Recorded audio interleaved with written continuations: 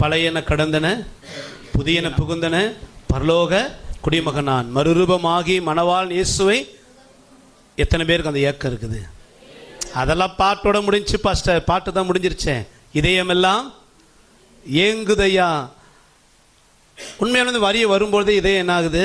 ஒரு ஏக்கம் வருது.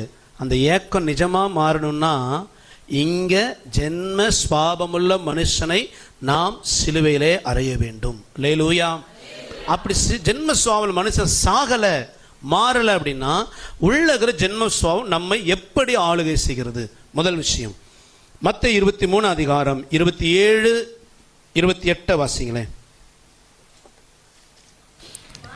மாயக்காரராகிய வேதபாரகரே, மாயக்காரராகிய வேதபாரகரே, பரிசேயரே, பரிசேயரே, உங்களுக்கு ஐயோ, உங்களுக்கு ஐயோ, வெள்ளையடிக்கப்பட்ட கல்லறைகளுக்கு ஒப்பாயிருக்கிறீர்கள். வெள்ளையடிக்கப்பட்ட கல்லறைக்கு ஒப்பாயிருக்கிறீர்கள். அவைகள் புறம்பே அலங்காரமாய் காணப்படும், புறம்பே அலங்காரமாய் காணப்பட்டும் உள்ளேயோ மரித்தவர்களின் எலும்புகளினாலும் சகல அசுத்தத்தினாலும் நிறைந்திருக்கும். அப்படியே நீங்களும் மனுஷருக்கு நீதிமான்கள்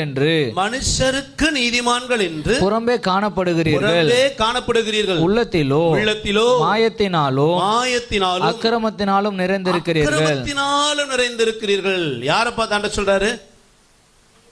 வேதபாரகர்கள், பரிசேயர். குறிப்பாய் வேதத்தை கரைச்சி குடிச்சவன். மோசேயின் மூலம் கொடுத்த பிரமாணங்கள் ஏறக்குறைய 600க்கு மேல பிரமாணம். அத்தனையும் அறிஞ்சவர்கள். மாத்திரமல்ல, தேவன் சொல்லாத சில பாரம்பரிய சம்பிரதாயங்கள் எல்லாம் பர்ஃபெக்டா ஃபாலோ பண்றவர்கள் வேதபாரகர்கள். சொல்ல போனா சமுதாயத்தில் சொசைட்டி பார்வையில இவங்க யாரு? நீதிமான்கள். யாருங்க? சத்தமா தான் சொல்லுங்க. யாரு? சொசைட்டி பார்த்தா ஐயோ ஐயா ஐயோ அந்த பிரதர் அந்த சிஸ்டர் தங்கமானவங்க, ஐயோ அவங்க சர்ச்சுக்கு போறாங்க, அவங்க கிறிஸ்தவங்க, அவங்க இப்படி ஆக்கும், அவங்க அப்படியா. இவனோட வெளிய தோற்றம் எப்படி இருக்குது? ஏன்னா இவன் நடக்கிறான். ஆண்டவரே சொல்றாரு, ஜனங்கள் பாரு நீதிமான்களாக காணப்படுவதுக்கு எல்லாம் செய்யற, ஆனா உள்ளத்திலோ. அதுக்குத்தான் ஆண்டவர் சொல்றார், மனுஷனோ முகத்தை பார்க்கிறான், தேவனோ இருதயத்தை. இது ரெண்டுக்கும் பொருந்தும். இருதயத்தின் வேதனையும் அவர் பார்க்கிறார், இருதயத்தின் அலங்கோலத்தையும் அவர் பார்க்கிறார். நீ அந்த ரங்கத்தில் வடிக்கிற கண்ணீரையும் பார்க்கிறார், நீ அந்த ரங்கத்தில் தேவனு பிரியமில்லாம் நடப்பதையும் கர்த்தர் பார்க்கிறார். மனுஷர் எல்லாருமே வேதபாரர்களை வெளியே பார்க்கறாங்க, அவள் நீதிமான் சொல்றாங்க. இயேசு வெளியில பார்த்து அவன் அலங்காரமான ட்ரெஸ்ஸை பார்த்து அவனுடைய வெளி ஆக்டிவிட்டி, வாயில வருகிற வசனம். ஏன்னா இவன் வேதம் நிறைய வசனம் தெரியும், வசனமா பேசுறான். வசனம் பேசுறத பார்த்து கர்த்தர் யாவே தெய்வம். இவன் என்ன பண்ணுவானா, மார்க்கெட் போவானா, அங்க கொஞ்சம் கூட்டம் அதிகமாயிடுச்சுன்னா உடனே அப்படி அப்படி அப்படி போட்டு யாவே தெய்வம் அப்படி நின்றுவானா. ஜனமெல்லாம் சார் ஐயா எங்க வந்தாலும் ஜெபம் பண்றாருயா, மார்க்கெட்ல கையை உயர்த்தி. எல்லாரும் இவன் ட்ரெஸ்ஸை பார்த்து இவனை பார்த்து ரொம்ப அவர்களை ஒரு தேவனுக்கு சமமானவர்கள் போல வச்சிருந்தாங்க. ஆண்டவர் வந்து டார்னு கிழிச்சிட்டாரு.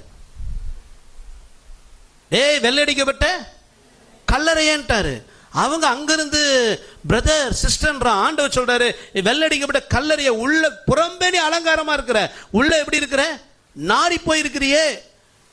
அவனுக்கு ஒரு பேரையும் கர்த்தர் வச்சுட்டாரு. என்ன பேரு? என்ன பேரு? மாயக்காரரே.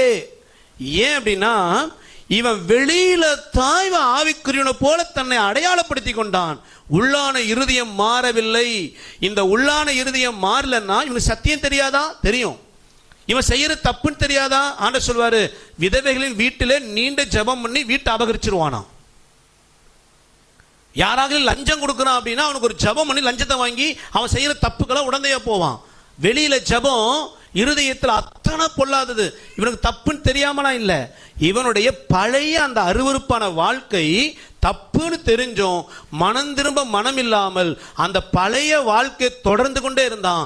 இந்த பழைய வாழ்க்கை அவனை எப்படி மாத்திருச்சுன்னா மாயக்காரனாக.